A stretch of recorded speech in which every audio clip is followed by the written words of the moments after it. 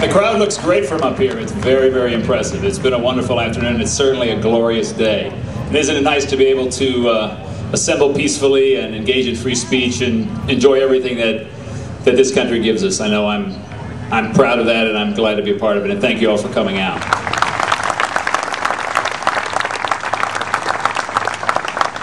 When I got a call last week from Amy Brighton, she asked me, would you be willing to speak publicly? I'd just like you, if you could, to explain the new healthcare reform bill and how it will affect patients. And I said, sure, that'll be easy. I can do that in one sentence. I have no idea. Truly, it is unbelievably complicated about how it's been written and how it's been structured and how it's intended and unintended to make a difference. And she said, oh, and please do it in 10 minutes. So I said, okay, I will give it a try. Truly, in all seriousness, a bill over 2,000 pages, which just is written in legalese, and the hundreds of thousands of pages of regulations and rules to implement the laws and the regulations that have not even been written yet. And truly, no one knows what the true effects, the true outcomes are going to be. And those are just for the intended consequences. Already we've started to see the unintended consequences of single lines and single pages within the bill. Major industries are subtly declaring that they're going to have to take millions and billions of dollars of charges against their bottom line because it changes the way that things like prescription drugs are handled with retirees. And as anyone that's dealt with any part of the government knows, it's never the intended consequences, it's the unintended consequences that lead to the real cost. And ultimately, the bottom line with this process is it's not really about healthcare. It's about power and control.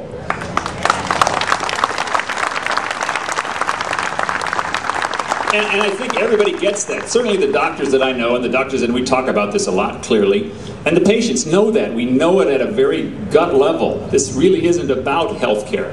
It's about being able to make decisions for people in the name of their best interest. Trying to explain, at least in broad terms, what this means, I can break it down basically in three general parts: cost, access to care, and choices in healthcare. We all know costs. We all know where costs are. Health insurance is incredibly complicated. Incredibly complicated, and everybody gets it. It doesn't have to be, but it's become that. It's become incredibly complicated. And unfortunately, this bill just makes it that much more complicated. To see realistically, in a real-world experiment, how this kind of bill will work, and probably will work soon, all you have to do is look at the state of Massachusetts.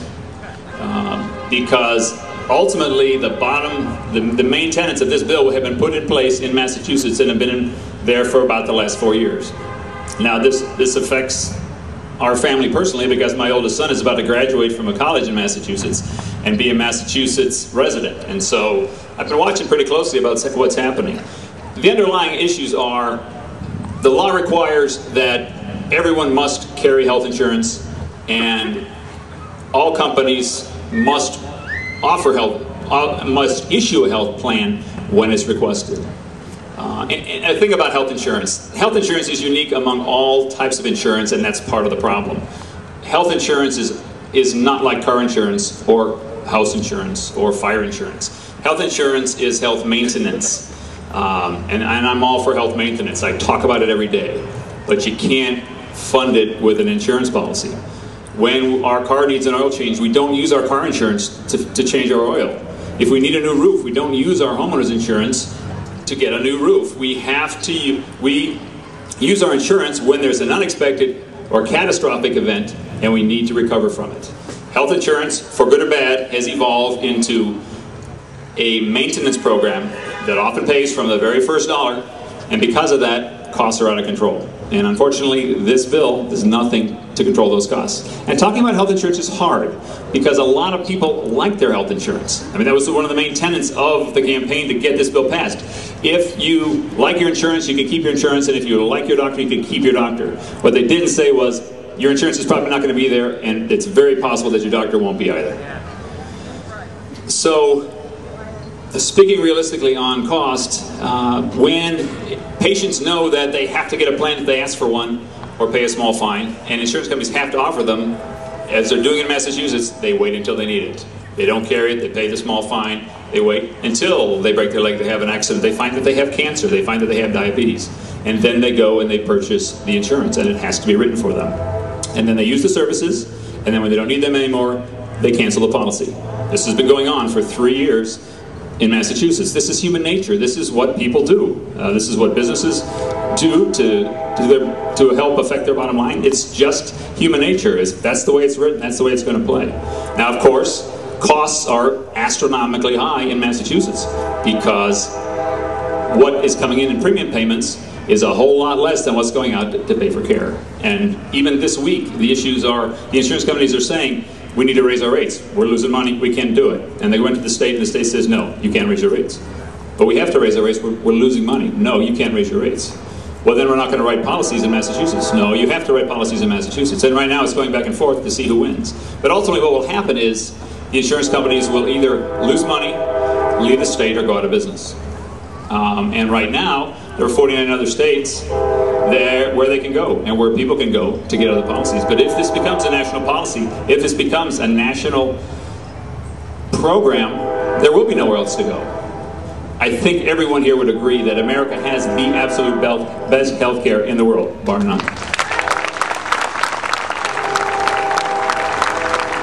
This is where people come. This is where Canadians who don't want to wait 6 months or a year to have a procedure come to have their care. This is where the royalty from countries all over the world come to get their care because they know it's the best, and it's where the best innovation is, and it's where the best doctors are, and it's where the best training programs are, and it's where the best nursing care is, and it's where everything is done best.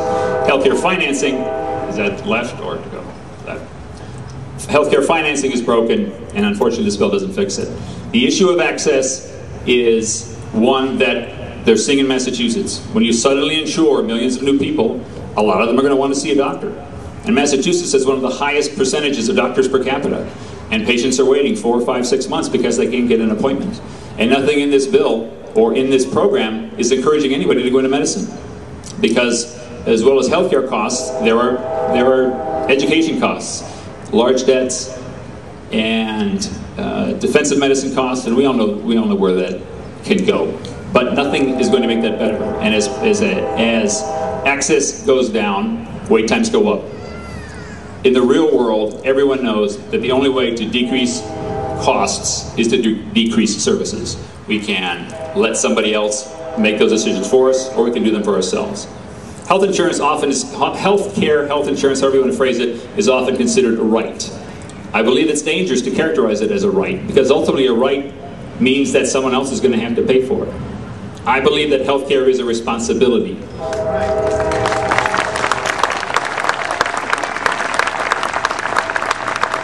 As a physician, I have the responsibility to learn my craft, to know what's the right thing, to understand what the best outcomes are, what the best treatments are, and to communicate those with my patients. As a patient, I have the responsibility to do what my doctor tells me, to not smoke, to eat well, to exercise once in a while, to take the medications, to get the colonoscopy or the mammogram if you're a woman, or the prostate check, because it's good for me. But it's my responsibility to do that, and ultimately it's my responsibility to pay for that.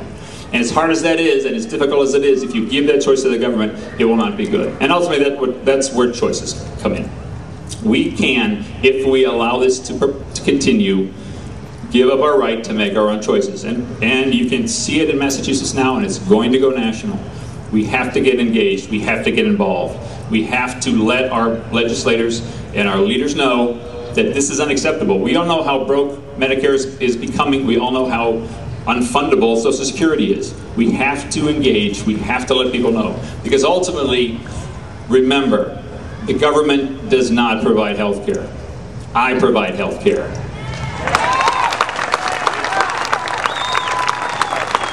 The nurses that work 24 hours a day, 7 days a week in every hospital in America provide health care.